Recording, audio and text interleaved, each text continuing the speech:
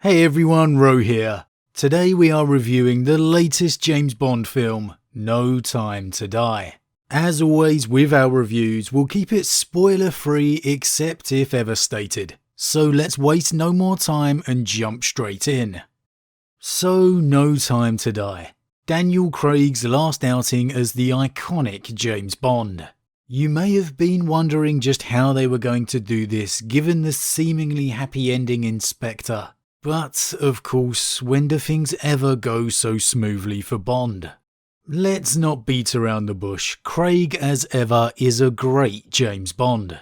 Much like Connery and Moore in their roles towards the end, he is also starting to show his age a little now. But, like those predecessors, he more than has enough suave style to seamlessly keep you invested in his character. And well, he still looks and feels like an absolute killer in the action sequences. He feels every inch the veteran secret agent. Honestly, I think it's a crying shame it took 3 films into his run before they really hit the true Bond movie formula, transitioning from over-the-top action to true Bond. Because like I said, he is a great Bond. It's just such a shame his movies as far as Bond films go have been a little bit hit and miss. I mean, come on. Quantum of Solace, anyone?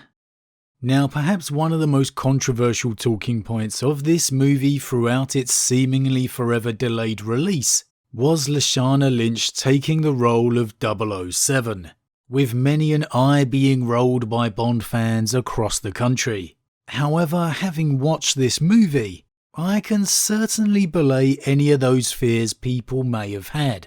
While there is undoubtedly a somewhat bravado of competition between the two, this new 007 in no way comes close to eclipsing the much-loved Bond character.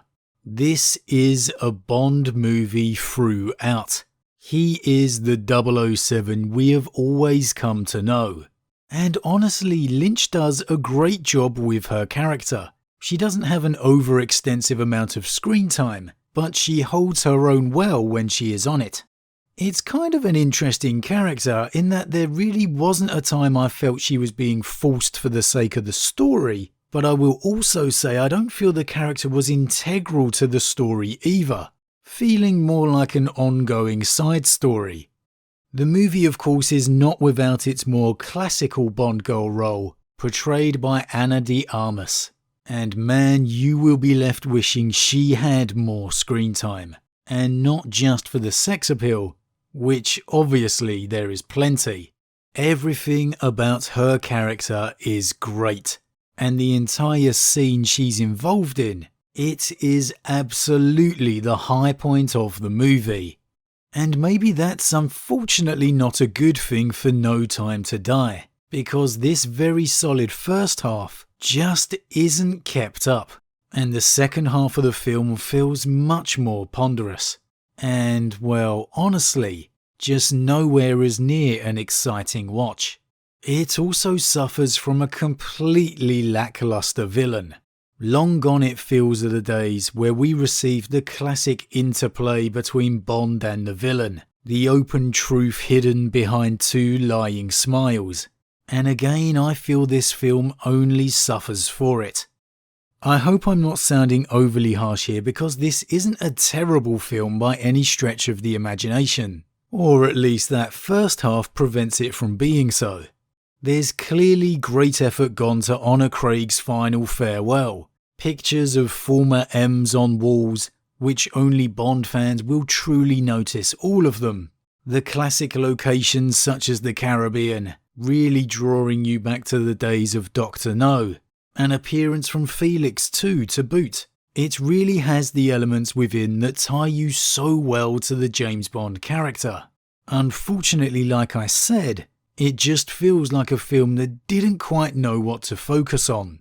That they knew this was Craig's last outing, and so that took precedence rather than an actual Bond movie, complete from beginning to end. And as such, to me, unfortunately, this film suffers for it. Overall, I'd give this a thumbs up for the first half, but honestly, with the second half, I'm really not sure if I saw this come up on TV, I'd feel the need to sit down and watch it. And I'll be honest here in really not liking the ending. And for someone like me who loves a good Bond movie and is a huge James Bond fan, that's nothing short of a crying shame. However, with all that said, I will say that this movie is worth at least one watch, if nothing more so than to say farewell to Daniel Craig, who is nothing short of a great James Bond. But as always guys, leave your thoughts in the comments below. Huge thank you to all my subscribers. If you're new, please consider dropping a like and subscribe to help the channel grow. And with that said, I am off, and I'll see you all again real soon.